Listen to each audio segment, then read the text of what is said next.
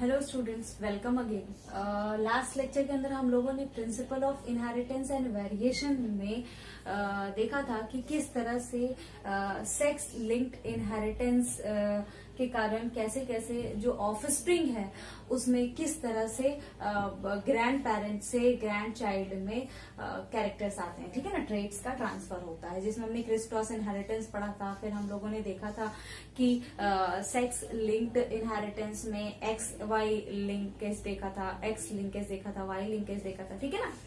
आज के लेक्चर में हम स्टार्ट करते हैं। सबसे पहले हम देखते हैं सेक्स लिमिटेड ट्रेट्स, ये क्या होता है।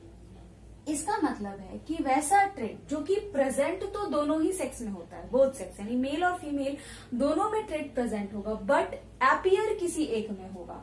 Appear in only one of them depending on the sex hormone. जिस तरह का सेक्स हार्मोन होगा उसके बॉडी में, उस पे डिपेंड करता है कि उसका अपीयरेंस होना है या नहीं होना है। जैसे मॉस्टैक, ठीक है ना। तो मॉस्टैक किस में होता है, बियर्ड किस में होते हैं, मेल के अंदर होता है। तो मेल के अंदर सेक्स हार्मोन कौन सा रिलीज हो रहा है, टेस्टोस्टेरोन, ठीक है, उसके कारण ये हो रहा है। ठीक, फिर मेल और फीमेल का वॉइस है, तो मेल के अंदर अलग वॉइस आता है, फीमेल के अंदर अलग वॉइस आता है, ठीक है। ये सब किसके कारण हो रहा है, सेक्स हार्मोन के कारण। ठीक, तो ये एक ऐसा ट्रेट है जो कि किस पे डिपेंड कर रहा है, सेक्स हार्मोन पे डिपेंड कर रहा है। जिस तरह का सेक्स हार्मोन बॉडी में रिलीज होगा उस पे डिपेंड करेगा कि कौन सा कैरेक्टर को अपीयर होना है। कभी भी दोनों सेक्स के अंदर ही अपीयर नहीं होगा, सिर्फ एक में होगा। जिसके अंदर जैसा सेक्स हार्मोन होगा उस पर डिपेंड करेगा। तो इस तरह के ट्रेट को हम बोलते हैं सेक्स लिमिटेड ट्रेट्स, ठीक है।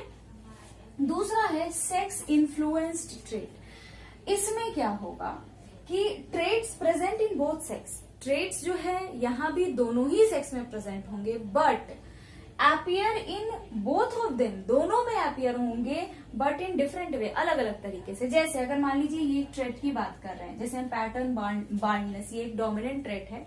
ये अगर बात करें तो इसको हम डिनोट करें कैपिटल बी से। मेल में अगर इस तरह से है, कैपिटल बी है, तो मेल में भी अपीयर होगा, फीमेल में भी अपीयर होगा। अब यहाँ capital B small B trait है, अगर इस तरह से है तो मेल में तो अपीयर होगा बट फीमेल में नहीं होगा। और स्मॉल बी है तो दोनों में ही अपीयर नहीं होगा, ठीक है। तो यहाँ पे इस तरह के ट्रेट को हम बोलते हैं सेक्स इन्फ्लुएंस ट्रेट। कहने का मतलब प्रेजेंट तो ये ट्रेट दोनों में ही होगा बट अपीयर भी दोनों में होगा, लेकिन अलग अलग तरीके से, ठीक है ना। जैसे कि हम यहाँ देख रहे हैं, इन दोनों के केस में ये ट्रेट अपीयर हो रहा है, ये ट्रेट मेल में हो रहा है, फीमेल में नहीं हो रहा है, और ये ट्रेट दोनों में ही नहीं हो रहा है, ठीक है ना।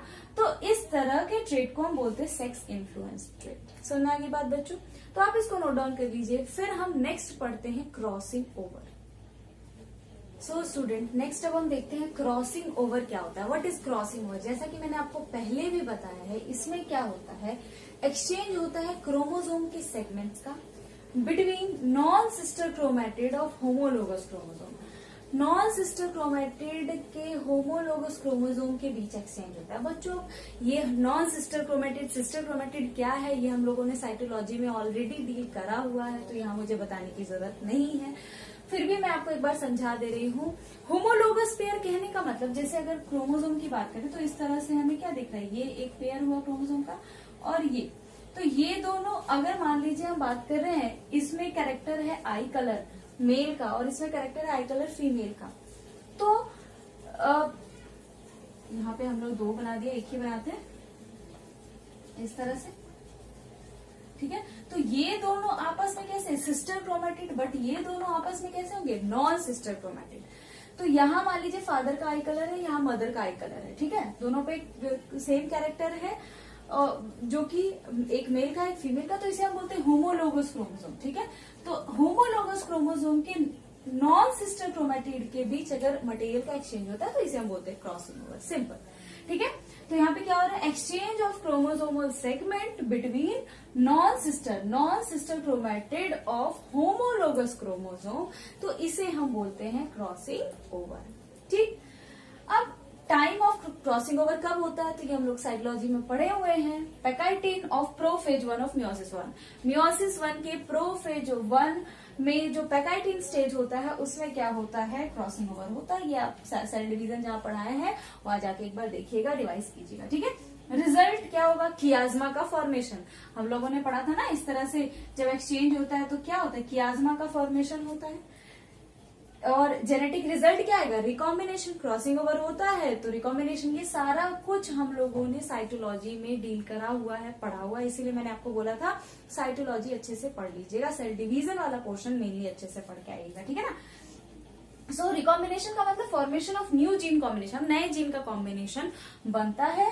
एंड स्टेटमेंट क्या है, crossing over occurred at tetrad stage. इससे क्या पता चल रहा है, क्रॉसिंग ओवर कौन से स्टेज में हो रहा है, टेट्राड स्टेज में होता है, ये भी हम लोगों ने पढ़ा है। एंड इसका प्रूफ देने के लिए, इसको प्रूफ करने के लिए एक एक्सपेरिमेंट किया गया, टेट्राड एनालिसिस, किस पे, न्यूरोस्पोरा पे। न्यूरोस्पोरा को बोला जाता है पिंक मोल्ड, ये मेंबर है एस्कोमाइसिटीज का, ठीक है ना। तो यही, इसे ही क्यों सिलेक्ट किया गया, इसके पीछे रीजन था कि जो अरेंजमेंट होता है स्पोर का न्यूरोस्पोरा पे बिल्कुल सेम होता है, किसके तरह, जो मेटाफेजिक क्रोमोसोम होते हैं उनका जो अरेंजमेंट होता है बिल्कुल वैसा ही एस्कोस्पोर का अरेंजमेंट होता है। इसीलिए इसको सेलेक्ट किया गया ताकि क्लियरली हमें समझ आए कि होता क्या है क्रॉसिंग ओवर में, ठीक है ना। तो आप इसको पहले नोट डाउन कीजिए, फिर हम इस एनालिसिस, ये जो टेट्राड एनालिसिस किया गया न्यूरोस्पोरा पे, इसे हम समझते हैं। You please note it down first. So student, next हम देख रहे हैं principle of inheritance and variation के अंदर टेट्राड एनालिसिस, जो कि न्यूरोस्पोरा पे किया गया था, ठीक है।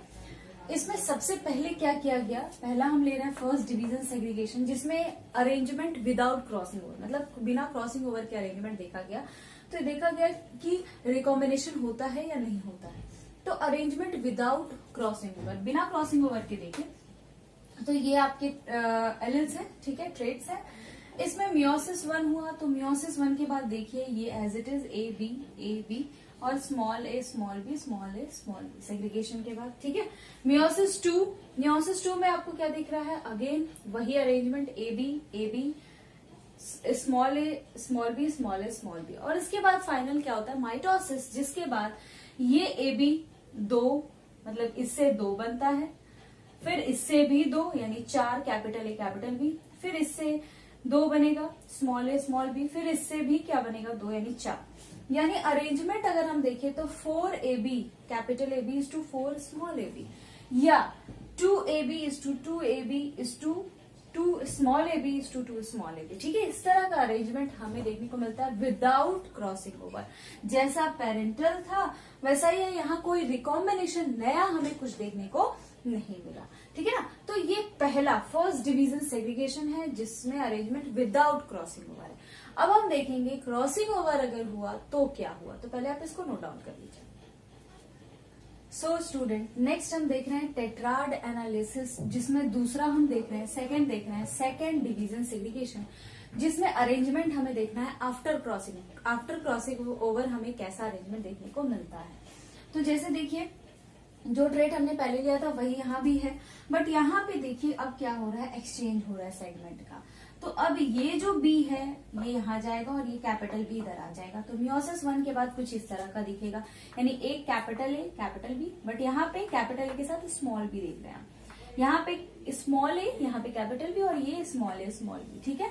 फिर मियोसिस 2, अब ये अपने अपने प्लेट्स पे अरेंज हो जाएंगे, capital A capital B capital A small B small A capital B small A small B, ठीक है। और फिर माइटोसिस के बाद इसके 2 plate, capital A capital B capital A capital B, फिर इसका भी 2 capital A small B capital A small B, फिर इसका भी 2 small A capital B small A capital B, and again इसका भी 2 small A small B small A small B, ठीक है। तो अरेंजमेंट फाइनली हमको 2 का देखने को मिलेगा, यानी 2 capital A B 2 capital A small B 2 small A capital B और 2 स्मॉल ए स्मॉल। तो यहाँ हमें ये जो 2 है ये नया रिकॉम्बिनेशन देखने को मिला है, ठीक है ना स्टूडेंट। तो यही चीज है कि क्रॉसिंग ओवर जब होता है तो रिकॉम्बिनेशन हमें देखने को मिलता है, और ये मियोसिस के बाद, मियोसिस में जो प्रोफेज 1 है, जैसा कि मैंने आपको पहले भी बताया था, उन सब के दौरान हमें ये देखने को मिलता है। क्लियर स्टूडेंट, तो आप इसको नोट डाउन कर लीजिए। फिर अब हम नेक्स्ट पढ़ेंगे म्यूटेशन। सो स्टूडेंट, अब हम देखेंगे म्यूटेशन क्या होता है। What is mutation? म्यूटेशन जो है ये हमें अच्छे से समझना होगा, क्योंकि म्यूटेशन समझना इसलिए जरूरी है क्योंकि जब हम लोग इवोल्यूशन पढ़ेंगे तो वहां म्यूटेशन के बारे में जिक्र होगा। तो म्यूटेशन में जो भी हम लोग पढ़ रहे हैं उसको आप अच्छे से स्टडी